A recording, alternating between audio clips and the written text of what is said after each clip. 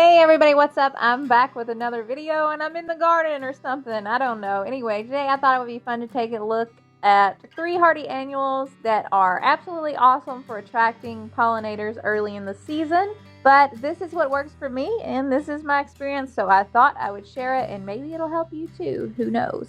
I am currently in zone 6B or 7, really depending on the weather, so you can get kind of an idea when I talk about my winter. Since these are hardy annuals, that means they are annual flowers, but they take a lot more frost and cold weather than you would actually think they could.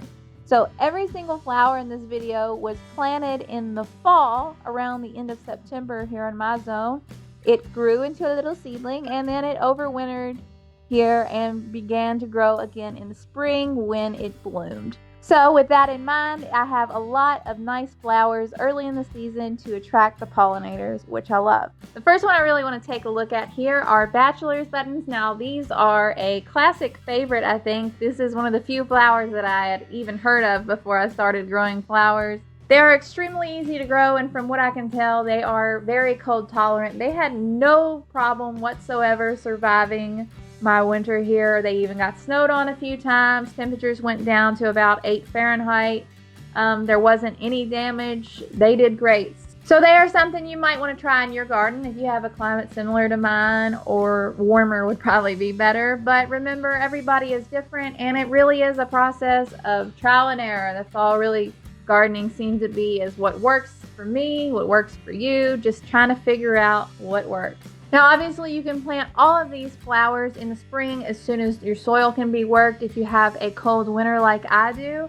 But for me personally, the benefit of those early blooms is why I plant in the fall. I planted a lot of different varieties of bachelor's buttons this year, a lot of different colors.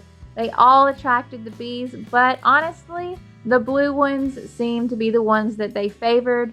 Lots of bumblebees, lots of carpenter bees, and even some honeybees, which I really don't see very often in my garden. Usually it's just the bumblebees. One thing that I really like about fall planted bachelor's buttons is that the plants in my garden get pretty big. I would say at least 3 to 3.5 feet tall compared to when I plant the bachelor's buttons in the spring, which they might get maybe a foot or 2 tall.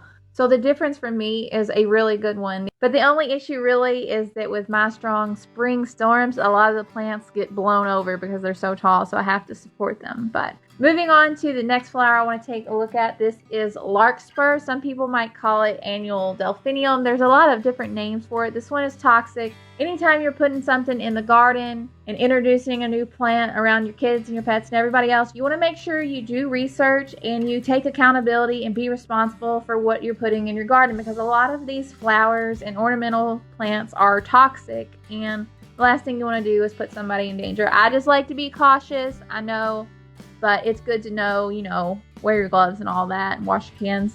Just being me. Anyway, larkspur are absolutely amazing to attract bumblebees. Just like the bachelor buttons, there are times that I could not even walk into the garden. I couldn't even pick any for cut flowers because there were so many bees in the garden. I'm not complaining, it's a good thing, but there were a lot of them. Now the thing about larkspur for me in my zone here, they like cooler weather just like bachelor's buttons, so it's important that I plant these in the fall. If I plant these in the late winter or the springtime, they do not get very big. They don't get taller than a foot, but if I plant them in the fall, they'll easily get maybe 2.5, 3 feet, something like that. Like the bachelor's buttons, I had really good luck with these larkspur overwintering them. I planted them in September.